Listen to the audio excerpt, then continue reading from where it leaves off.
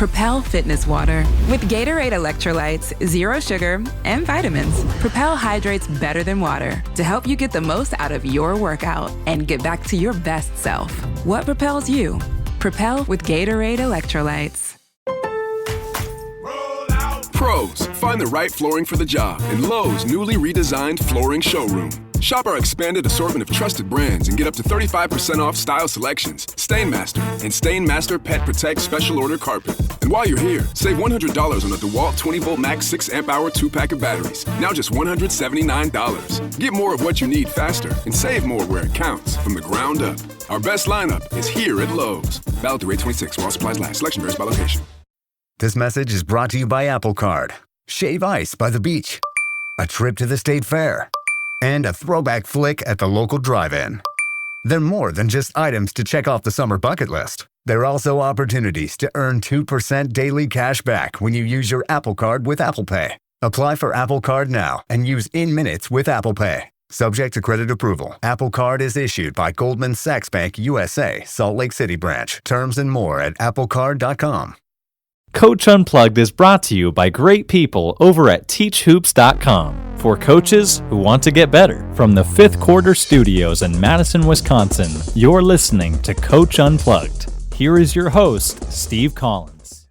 Hey everybody, happy Wednesday. Episode 589 of Coach Unplugged. Going to do part 2 of Rick's interview. Tomorrow will be part 3. These are awesome, so I hope you're enjoying them. Let me know if you are or are not. Before we get started on this, I'd like to give a big shout out to our sponsor, Dr. Dish, the #1 shooting machine on the market. I can't imagine a better time to go buy one. They're the only people that have have actually produced something that's specifically designed for home, for your driveway, for your backyard. It would be a great time to buy. They have payment plans. Johnny, Susie can get outside and shoot. Mention Coach Unplugged, they'll give you $350 off your next purchase. Also like to give a big shout out to teachhoops.com for coaches who want to get better. It is what allows us to keep this podcast moving. It really is. It keeps the lights on. It's not, this stuff doesn't bring in money, but it's what's lets us bring all this great content to you in the interviews and the observations and 5 podcasts a day. So if you're thinking of joining, come on over and join us. We're just working on a course. Hopefully it'll be done by the end of the week. Things to work on now that you might not see your guys in the spring, or might not see your guys or gals in the summer. So we're working on that. I think that's a big part of kind of what I'm trying to develop. And then the last thing is we got a new sponsor, Veo. It is basically an affordable way to record your games. And I'll talk about it a little bit more later on, but they are great. They've jumped on for the month of April, and we're very excited to have them on. So we'll talk about that a little bit more later, but let's head off to the podcast. So we're starting part 2 of Basketball Coach Unplugged with Rick Torbett.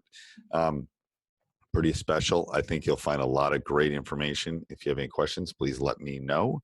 And here's Rick. And that might go into the second thing. How do I promote variety in decision making? Because my guys seem to do the same thing every time. They'll pass, they'll go screen. I mean, they tend to do the same thing every time. How do you get them to not be like robots, not running the flex offense? Right. Well, and that's what you're trying to overcome, right? Right. For your listeners who are not as familiar as you and I are, right? There are 2 decision makers. There's more than that at one time, but 2 primary decision makers. One, and by the way, when I explain this explains the difference between the read and react and a pure motion offense. Even though read and react, you get all the benefits of motion. You create an athletic ball, you move players, you got spacing, and boom, good things happen. You break the defense down, and you train. This boils down to training players how to take advantage of breakdowns on defense. But the difference is, in read and react, the ball handler is the decision maker. Everyone else, as you know, must hold their spots, watch you, see what you do, and then they react with the one thing that we've all drilled them to do based on what's being done with the ball. If you drive right, they do something. If you drive left, they do something. If you blah, blah, blah. Okay. And that way you don't have 5 chiefs out there, right? You've got one chief. Yep. And then, so that's one I want to discuss with you. The other one is, if a player gives up the ball, if they pass anywhere, an easy one would be somebody brings the ball up and they pass it to the wing. Yep. Right. And cut, right? Yep. Now, in read and react, again, the difference between a motion offense and read and react is that player must cut to the basket. Right. Okay. Not just cut anywhere, but to the basket, because they are our first scoring option. Okay. We're going to put pressure on the rim, but the moment that player's feet hit the lane, we allow them to become an independent decision maker. That's when we give them decisions back. Right. At the point of the pass, no, they've got to cut. Right. But as soon as their feet hit that lane, if they've not gotten the ball, they can do a number of things. You name it, and of course we've got a layer for it. We do. But really, it's just all of the things that you could do in basketball without the ball if you were in the lane. Right. Yep. I could post up. I could screen for another post player and then get myself open. I could go back screen anybody on the perimeter. I could set a pin screen. I could use a pin screen. I could set or use a brush screen if another cutter's coming. I mean, this just goes on and on and on and on, right? Right. Now, so back to for the listeners listening, there's one decision maker with the ball that trumps everybody. But there's at least one other decision maker making decisions that could affect the next action, and it's that player who is either stopped and posted up in the lane or is cutting through the lane. Right. Okay. So now to your question, right. Decision making. Okay.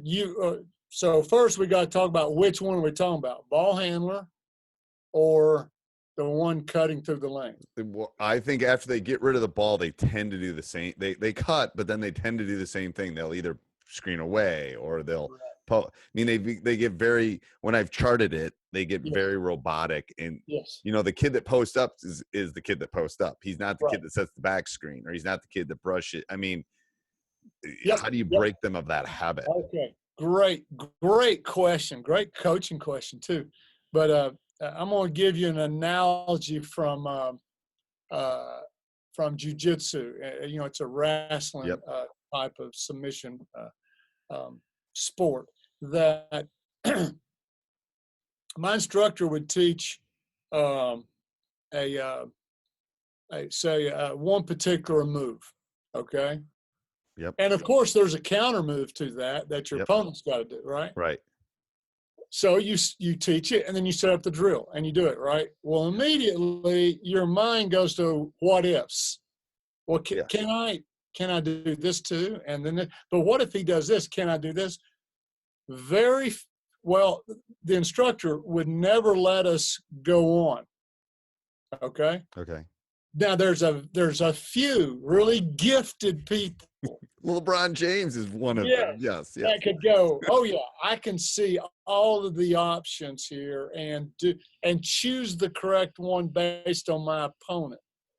But for the rest of us mere mortals,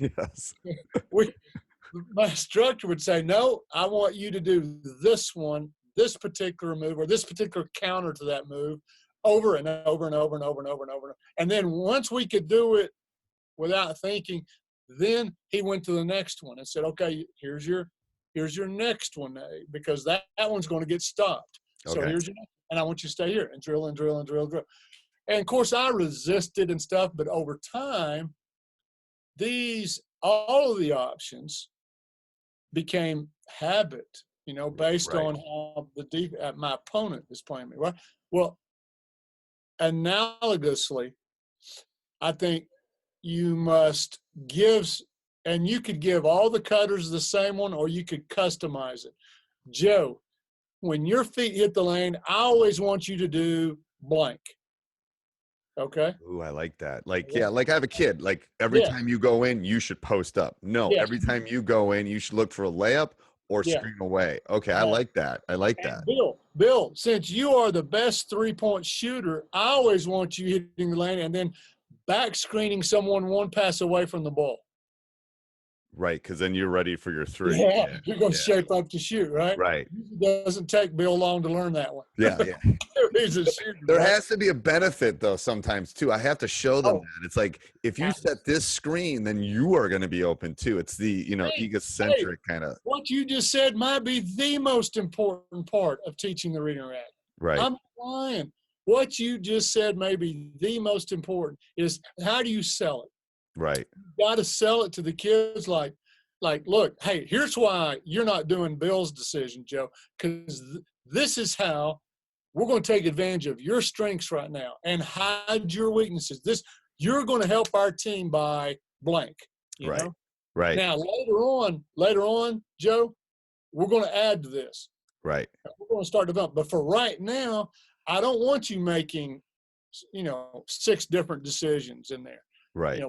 I want you to always set a pin screen. I want you to always stop and post up in the short corner. You name it, right? Right. Now, once they get good at that, now I'm talking about the individuals. Right. Once they get that, then based on their strength and weaknesses, you go on and you add another one. But Right. hey, let me give you a great example of this, okay? Okay. This was about 4 or 5 years ago.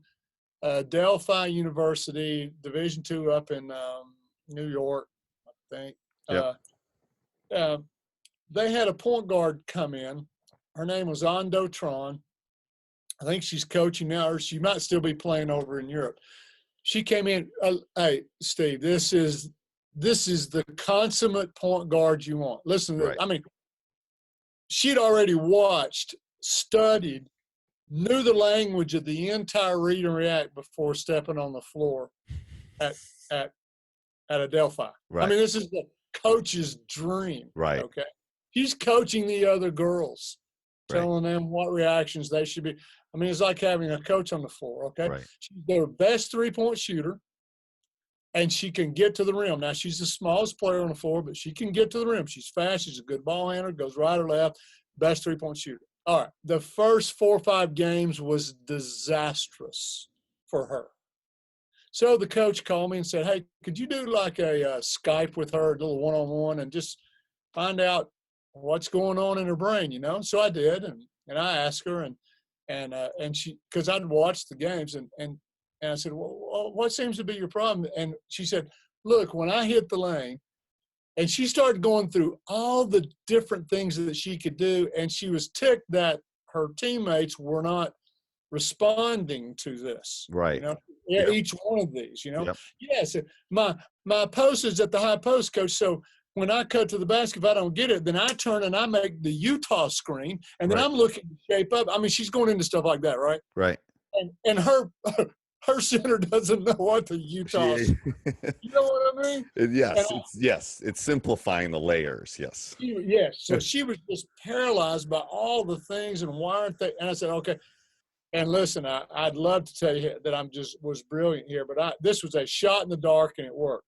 And I said, hey, let's try this, and then we'll get back together later. And I said, let's simplify things. I said, you're the smallest on the floor, right? She said, yeah. I said, well, I'll tell you what, when you hit the lane, I only want you to do one of 2 things. One of 2, just 2 decisions. On the first one, go set a screen for your post wherever she's at. Now, they played their post everywhere. Right. High post, four corner, mid post, weak side, strong. I said, because they will not want to switch that, right? Right. Yep. Big little with you, they will not want to switch that. And I didn't have to tell her to play off of that. After she sets the screen, she's going to take her next best action is going to be good, okay? And then I said, now, you're also the best 3-point shooter, right? And she said, yes. Right. She yes, I am. And I said, then if you don't set a screen for your post, then go set a back screen for one of your teammates that are one spot away from the ball and shape up for the 3. Okay. Steve, I never had to call back. We never had another call. that totally. Because it's simplified. Yes. And now she was decisive and aggressive and intentional with her actions in there. Yeah, she went on to do some others, but just getting her started down a simple, for her, 2 decisions. Well, I think you can do that. I know you can do that with every one of your players. Give them one, start with one. Right. And by the way, someone watching your team, they won't know. No, they won't. Only you know what their decision is when they hit the lane, you know? Right, right. And then you build on it. Then you build on the layers, because then it's like, okay, your season starts in November and ends in March. By December, you're maybe adding a second move. And then because and then you give them 2 or 3 weeks doing that. And then you add another one. It's perfect teaching things. I agree. I never had thought about that, though. And some kids, their cup's bigger than others. Yes. So you can put more in it. Right. This is why I can't put that. I'm just not good enough to put that on DVD, you know? Right. Right. You follow me? Yeah. And it's like, and it's like, well, I teach, I'm a math teacher, like you're a math teacher. I saw. And anyway, it's like, I tell them the first week of school, I say, John here might spend 5 minutes on the homework, and Susie might spend 43 minutes on the homework. You can all do it. It's just, some of you have strengths in some classes and others. And, that's where building on, I think that's perfect. All right. What would your ideal shot chart look like for the Read and React? If I gave you a shot chart, what would it look like? All inside the restricted arc. You think so? Could that happen? Well, no, it can't. Of course it can't. But I'm basing that on, the shot charts. If you look them up, online and stuff, you look at the numbers. The highest, the most points per shot you'll get are shots that are inside the restricted area. Yep. Because they also lead to free throws. Yep. Okay, so it's not just the 2 that you're getting. You're getting a, right. 5 there as well. The next highest is the corner 3-point shot. Isn't that crazy? So counterintuitive. I know. The stats teacher in me just thinks that's. I just can't. I know. Numbers don't lie. I know. Once I start watching, it's just unbelievable. You will go back and watch the NCAA tournament and just watch the corner threes. It's unreal. So defensively, you should have a counter to that. I'm just thinking the other side of the court for the people listening is you got to take away that corner 3. You got to run. Hey, forget closeouts. You got to run people off of that. Yeah. You know what I mean? You got to change their shot. That, or they got to be in the second row of the bleachers. That's right. That's right. The next highest is any other 3. Right. The next highest, well, now we're getting to the lowest, is the mid-range jumper, which is lost. The game has lost it.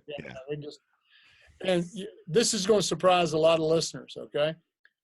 But the lowest percentage shot is in the lane outside the restricted area. In the lane. Outside that charge. But people don't know it's the charged semicircle. Yeah. Outside. Wow. Yes. Now the highest is inside. Right. Because it's a layup, basically. It's a layup. Yeah, that's right. It's that 3rd grade. We call it like a 3rd grader can make. I always tell my boys the easiest shot in basketball is the free throw. And they look at me and they go, "What do you mean? It's not easier in a layup?" I go, "Yes, it is, because it doesn't change. Layups change because you have defenders there. You could shoot in a free throw in Wyoming is the same as a free throw in Maine. They are the exact same distance. The rim is the exact same height. Nothing's changing.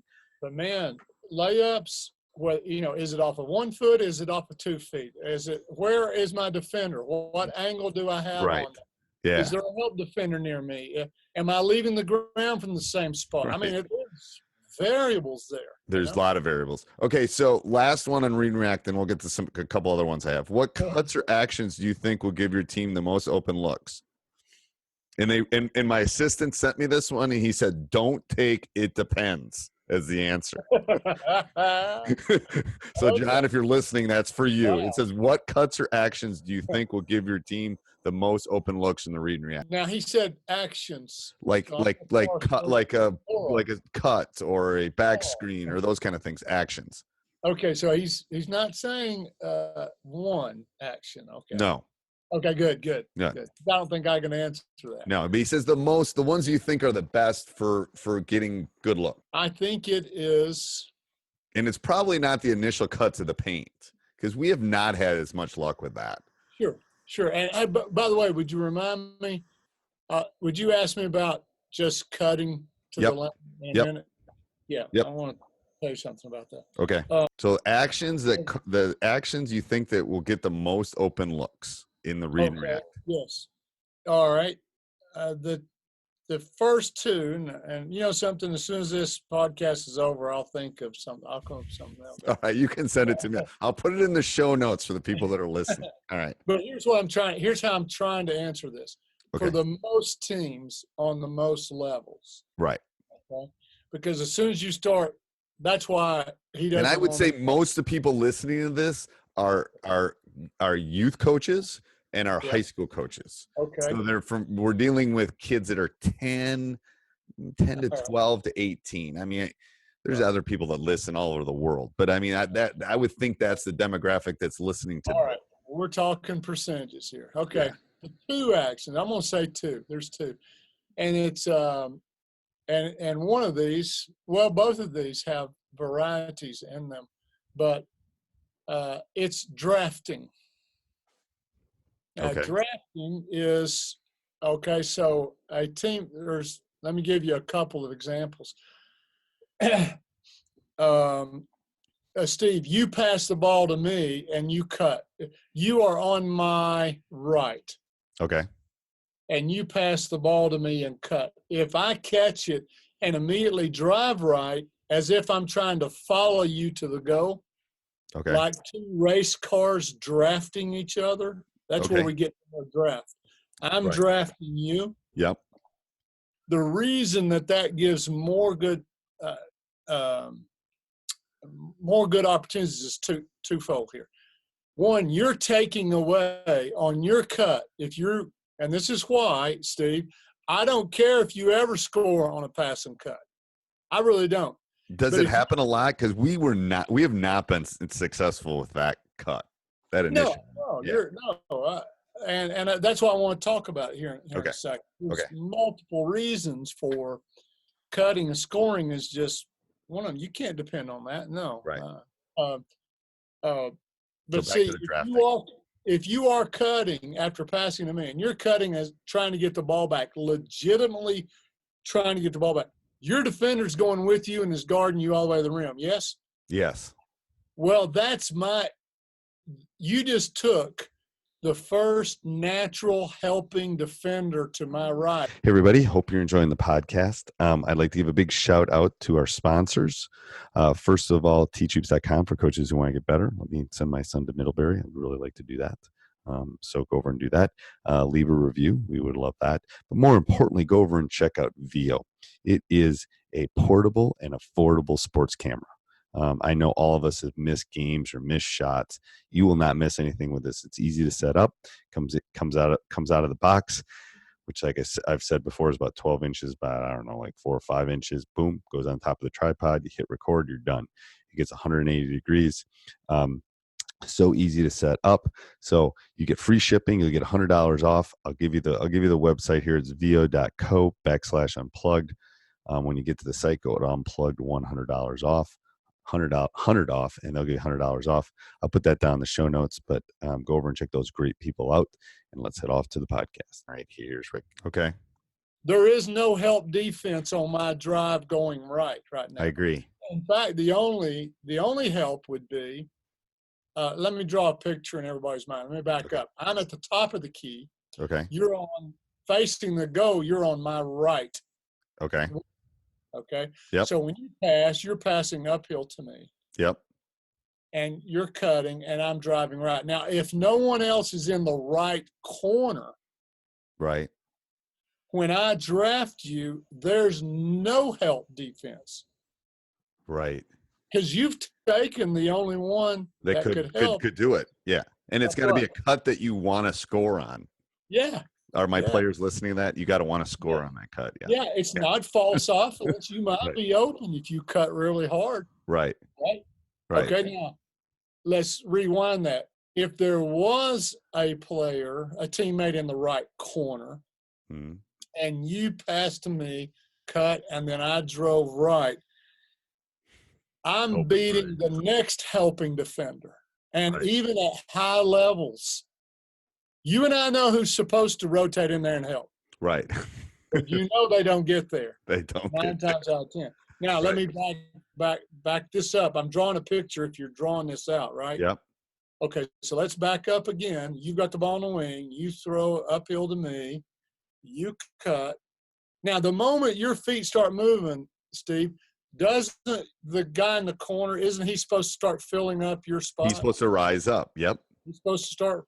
So he's starting to fill up as I'm starting to drive. Yes? Right. Yes. Now, we know from the redirect that if I drive right, he's supposed to move one spot to his right. So he's got to stop and go back to the corner. Yes? Right. Yes. All right. So I got a question for you. If his defender does rotate in there and stop me on my draft drive right behind you, I've got a natural pitch to the corner. For a 3. Yeah. His defender's going to be wrong either way. If he stays, I'm getting to the rack with no help defense. Right. If he helps, we're throwing to the high percentage shot inside out. Right. You just said the second best shot in basketball in that corner 3. And then literally if I'm playing that position, my hands are like this. Oh, absolutely. Throw me the ball. Throw me the ball. I put that in drills. I mean, that's a great combo drill. Right. It's a pass, cut, draft, drive, natural pitch drill. Okay. So that's number 1. That's number 1. Now, by the way, every time the ball is passed, there is a chance for a team, the receiver, to draft that cutter. That's why I'm picking that action. Okay? There's a chance. And also, I know that every cutter could be open, but you're talking about passing to them and them catching on the move and scoring. And as you and I know, and every listener knows, those are the weakest skills all the way around in the game of basketball. But most players like trying to get downhill on a drive, get to the basket. They're all practicing that. And and you know what? Okay. And I got a question I got to ask later. But you know what? They and they'll get the foul call. I've noticed that the driver tends to get the foul call too. Oh, absolutely. Yeah. Absolutely. You just lean in on the person. Right. As long as you don't. But the cutter doesn't. That's what we've noticed, that the cutter doesn't they tend to hold and bump and do that to the cutters. And that doesn't get called. That is I wish the whole officiating association could hear that. Amen. I'm telling you, that's my biggest harp. It's like, why can you hold when he's cutting and I can't run my offense? Right. I mean, I literally say I can't run my offense if they're holding my guy cutting to the basket. See, why can't the offensive player hack those arms off of them? Right. Yes. Why not? That does hinder the read and react when they're not calling that. It does. No, you're right. Freedom of movement. Well, I think your best counter to that is you've just got to get the players and the ball moving faster. Then they have less chance to step in and get into your body and tag your body. Now, there's other little counters for this, and it's that if they are trying to bump you and get an arm bar on you when you're cutting, use that as a trigger to make your decision. Okay. Okay, so, like you say, you pass to me and you cut, right? Right. And I'm arm barring you. Hey, stop and post them up, and I'll throw it because usually when they're up next to you like that trying to body, it's real easy to leg whip, swim move, and post them up, right? Okay. All right. The other one is use that as a signal to go back screen right away. Just forget the cut. Not forget the cut, but forget finishing the cut. Right. And go on and screen for whoever. That so might the back be, screen will counter that. Yes. Now, Iowa's women a couple years ago, I remember watching that they didn't run it this year, but a couple of years ago, their post player would be on the weak side. All right, they would always start on the weak side. So, so the point passes the wing and cuts. Okay, if she cuts through unhindered, untouched, she would go on and do her thing, back screen on all this. But if any cutter ever cut and they got bumped or they got armbarred, stood up, they took it as a signal to screen for the post and invite the post over. See, the post is on the weak side, right? Okay, yep. We even got to calling that an invitation screen. Okay, so you get stood up as a cutter. You get stopped. Oh, darn. Well, don't fight it. Just, hey, okay, I'm going to go invite the post player over. Okay. And now you got a cross screen and, Right. In there. Okay. So you gave me one. I want another one. That was the first one? Yeah. After the draft. And by the way, and before I leave the draft. Yep. See, any dribble can turn into a draft. So let's go back to our situation. I now have the ball at the top of the key. Okay. You are on my right wing, yep. Steve. I dribble at you. You cut. If I turn the corner and draft you, you've taken your guy. Yeah. You've taken the first helping defender away from. So a dribble at draft drive. Okay. I don't have to wait for the ball to be passed to me. Right. I could dribble at any teammate, send them to the goal, and draft them immediately. Okay. Does that make sense? Yeah, that makes a lot of sense. Now, hey, look, that takes a little more than do have to teach a little body language, change of speed, leaning in low with your shoulder, that kind of thing. But if you've got a little bit of deception in you as a player, a little bit of craftiness, every dribble it's an opportunity for two people. The person you're dribbling at might be open, and then you could turn the corner. Okay. And draft them. Okay, so draft drive. All right, the next one I would say that give you the most is pin screens. Okay. Because there's such a wide variety and so few teams do them. And do them well. And when they're done well, there's two people that's possibly open, the screener and the person you're throwing to, right? Right. Yes. Yeah. So you get that whole, do you slip the screen or after you set the pin screen, the pin screener is rolling to the basket, they get to post up. Whoever catches the skip pass feeds the post. Screening is a lost art. Oh, big time. Well, let me tell you yes. Now, here, I can't There's your next video right there. I'm going to give you $1 million. I can't believe I'm giving this away. Okay? I'm going to do it right now. Okay. All right, here you go. I want you to get some jerseys or T-shirts made that says "Pin me" on the back of them. Right.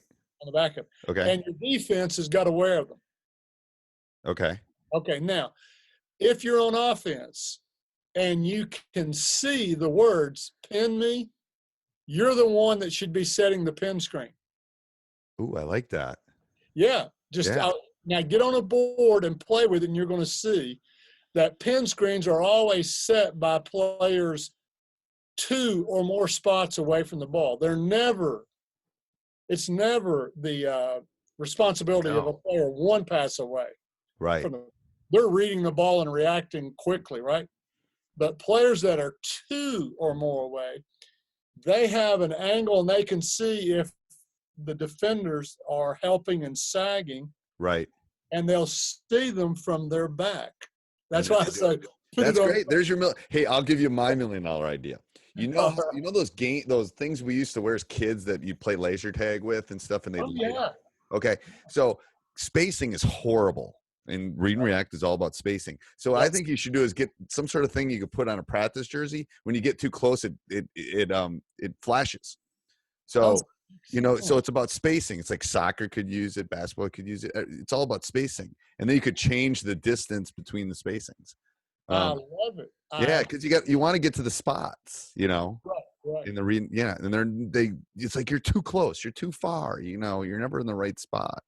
Dick Helm used to say, I had him help me with dynamic defense. It was his defense, and he gave it to me and said, "Hey, put some meat on the bones and turn this into a course." And so I did. And in talking to him, you can't talk defense without talking offense, and vice versa, right? Right. And he said, "Look, it was just kind of a by the way thing." And he said, "Look, Rick, we were talking about, what's the toughest thing to defend?" That's kind of the way the conversation was going. Yep. He said, "I'm not going to name offenses. I'm just going to say great offenses have three aspects: spacing, player movement, and ball movement." Yep. If you can get all three of those, just now. Okay, so everybody pause right now and rewind that, because that's big. Okay. Yes. Spacing, player movement, and ball movement. Yes. And he said, "Now look, an okay offense will have one of those. A good offense will have two of them. Great offenses have all three." Right. And so that's react past that. Yeah, that's why, Steve, you said the spots are so important. I mean, that's why we actually put physical spots down to train them. It's that important. Right. Yeah. We use like the gym tape kind of thing and put it like, this is your, yes. Because I first of all, I'm also think the court's too small for kids now. I think the court needs to get bigger. Yeah. Well, I tell you, you're watching the NCAA tournament. It's crazy. Yeah. I agree with you. Something's got to change. That and the NBA, you're watching, and it's like, okay, these guys should have bigger court. Okay, so I coach Wesley. Wesley's 6'4". He plays for the Mavericks. Yeah. He looks tiny. He looks like and he's not tiny. He's like a linebacker when he comes into the gym, and it's like he looks tiny, because those guys are so big. All right, so I'm going to ask you a couple generic questions, and then I think I could go for another hour, but we'll do another one. I promise we'll do another one. All right. If you could go back to yourself as a younger coach, what would you tell yourself? Oh my goodness gracious. Okay. That's easy. I don't want to get specifics. Okay. Like offenses, defenses, and stuff like that. What I would do, absolutely, this is without a shadow of a doubt, is I would get maybe more than one mentor. And when I say mentor, I mean someone that comes, maybe a retired coach. See, I think we're very guilty in the basketball community of getting enamored with youth. When there are coaches that, at the point of their retirement, they've got a lifetime. They've forgotten more basketball than at that time. And they're looking to still be involved. They just don't want the grueling schedule and that got right. Yep. To be able to go to a mentor there and say, "Look, would you," a retired coach, and say, "Would you be my mentor? Would you come and watch my games and take notes? Would you, if you can come to a practice and watch my practice? Can you come scout me?" I tell young coaches this all the time. It's like, I have people self-scout me. I have them come watch practices. Yeah. I mean, I'm still learning, and I've been doing this for 30 years, The moment you stop learning in this game, the moment you think you know everything, and there is Mono's really good at that. PGC Mono's really good about that. Mentoring. He's the best. He's good. The best. The whole PGC curriculum is the best. So, hey, if I could go back and there was a PGC around, right, I would become a disciple. Oh yeah. PGC. Oh, now, I am. It's a cult. It's a cult. It's a good cult, Mono. I'm kidding, but it's a good one. But absolutely good. All right. If you can think of one coaching moment that you could dive into for our audience that they could learn from, is there one moment in your coaching career that we could just dive and kind of dissect? You could learn from. Another coach could learn from. Someone that's listening to this, that's something that happened to you. One of mine was one of my players got hurt. It was a momentous, it was a big game. I learned about communication. I learned about some other things at that point. Any moment in your coaching career? Yes. All right, I got it. We started this season with a point guard that got hurt. Okay, got hurt and didn't come back, and I had to go to a two guard. This two guy, really, it's more of a three. Okay.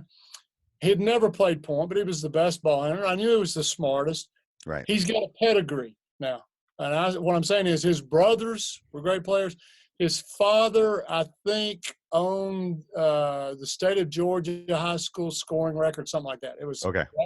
And this is just a great heck of a pedigree. And so I asked him to be the point guard. Well, we stunk for a little while. And I could tell from his body language, he wasn't happy. Right. Okay? And then something happened, okay? And I think there's two things you can learn here. Something happened, and we began to win. We began to do some really good things. The kid's name was Paul Kenny. If Paul's listening, anybody knows Paul Kenny?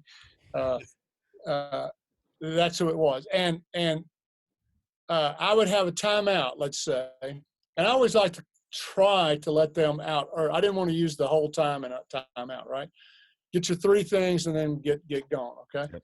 And so tell them three things, and they would leave. They'd go far enough out on the floor that I couldn't hear, and they'd hold another huddle, and I could see Paul tugging jerseys. You know what I mean? Right. Talking to somebody, not mean, right? But, just reaching and holding the jersey, saying something. I never knew what he was saying. I didn't know if he was repeating what I was saying, if he was making, okay. But he started holding these little miniature, us five, no more, coaches not in here, team not in here, us. Little, right. And I noticed that started happening. When that started happening, we started winning. Good things started happening, right? Right. Okay. So I think I was smart enough to leave it alone. That's what I think. I really do. I'm proud of myself for shutting up. Yep. And also from that point on, I started getting even shorter in my timeouts. I wanted to give Paul as much time as he could. And this idea of I don't need to be the one saying everything, leading everything. I need to be building this. I want to duplicate what Paul's doing next year and the year after and year. Now, how do I do that? I don't have drills for that. No one's ever taught me that. Right. I got to learn how to. And this is leadership. This is communication. This is right. Right. Now, another lesson that goes with that, okay, was this. At the end of the season, I saw his dad. His dad was one of those good parents, okay? Right. Because ordinarily I don't talk to parents, okay? Unless it's about their academics or something like Bobby Knight said, best coaching jobs in an orphanage. So, See, that's why I think many coaches want to get to the colleges. They use the 500-mile recruiting rule. Right, yes. They recruit them away from their parents, Yeah. But anyway, so I talked to his dad, and I said, what happened there? I took him back to that time when that started. Mm-hmm. And he said, well, the kids were coming over to my house and they were doing all the crying and complaining and, and bad mouthing and all this. And he said, and of course they're going to blame coach, well, coach doesn't like me. Coach doesn't do this. Coach that right. Yeah. And he said, I finally had enough. And he said, when the kids were gone, I pulled Paul aside. And I said, let's just go through every point that was being made here. And let's talk about how much the coach has control of these things. And he did. And then he said, Paul, the one's not your position, but it's time to lead. Forget position. We need a leader. We need someone who knows how to win. We need it, right? Right. And he's the one. He's the one that got Paul to start doing that, right? Now, I learned another valuable lesson. If you can find that jewel of a parent right, that can work with your team, and by the way, he met with the team. He had, because they went over to his house right, between school and practice, and so he would have a chance to, drop a few gems in there, right, and talk. And they respected him because they knew what kind of. And they knew what he's talking about. I did something several years ago too. It was not this year, but the previous year. I don't go into the huddle right away. I talk to my coaches before I go to the huddle. 2 years ago, I pulled my point guard and said, "You're going to be part of this group." That's how much I respect. And it was like it was like this because it was like because he felt part of the system.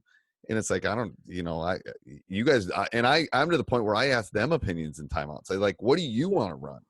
Well, in the redirect, right. I hate to keep on. Hey, I hope you enjoyed that podcast as much as I did. If you did, go over and leave a 5-star review. If you didn't like it, don't do anything. Also, go over and check out teachhoops.com for coaches who want to get better. Become a better coach. Take yourself outside of that comfort zone. Join our community. Let myself and our entire community help you through this great journey.